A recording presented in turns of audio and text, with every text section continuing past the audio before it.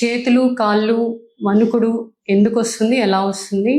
వణుకుడు వ్యాధి అనేది చాలా రకాల కారణాలు ఉంటాయండి. Secondary causes, primary causes are treatable causes. So treatable causes కి వచ్చామంటే ఫస్ట్ థైరాయిడ్ చూసుకోవాలి. లివర్ ప్రాబ్లమ్స్ ఉన్నా కూడా మనకు వణుకుడు వస్తుంది. అండ్ జనరల్ గా ఆస్తమా డ్రగ్స్ తీసుకుందాం, సో దాని వల్ల కూడా ట్రెమర్స్ వస్తుంది. బాడీలో ఏమైనా మినరల్ డెఫిషియన్సీ ఉన్నా కూడా మనకు ట్రెమర్స్ వస్తాయి. అండ్ డయాబెటిక్ న్యూరోపతీస్ ఇలాంటి కండిషన్స్ లో కూడా మనకు ట్రెమర్స్ వస్తూ ఉంటాయి. సో ఇవి కనుక మనం కారణాలు తెలుసుకున్నామంటే ట్రీట్ చేయడానికి ఈజీగా ఉంటుంది. ఆ ట్రీట్ చేసినప్పుడు పేషెంట్ డిసబిలిటీ చాలా వరకు తగ్గిపోతుంది అనమాట. నెక్స్ట్ ఎసెన్షియల్ ట్రెమర్ ఉంటుంది. ఇది మనం మోస్ట్ ఫ్యామిలీస్ లో వంశపారంపర్యంగా రన్ అవుతూ ఉంటుంది అనమాట. సో ఏదైనా యాక్టివిటీ చేసినప్పుడు just like water cup hold చేసినా, టీ కప్ హోల్డ్ చేసినా, ఏదైనా యాక్టివిటీ చేసినా ఎక్కువ అవుతూ ఉంటుంది. సో యాంగ్జైటీ లెవెల్స్ తగ్గించుకొని అలా ఉన్నామంటే కొంచెం వరకు తగ్గించవచ్చు. నెక్స్ట్ డిస్టోనిక్ ట్రెమర్ ఉంటుంది.